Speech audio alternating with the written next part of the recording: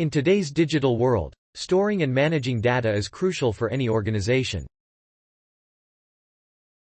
Traditional databases are like large, fixed libraries, where all your data is stored in one big, centralized place. They're reliable but can be difficult to move or change as your needs grow.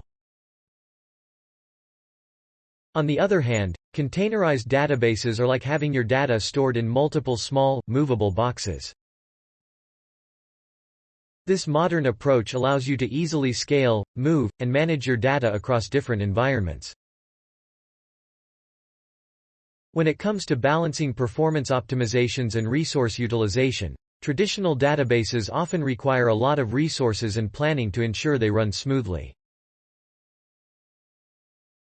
Containerized databases, however, offer a more flexible solution. They allow you to use only the resources you need, making it easier to optimize performance without wasting resources.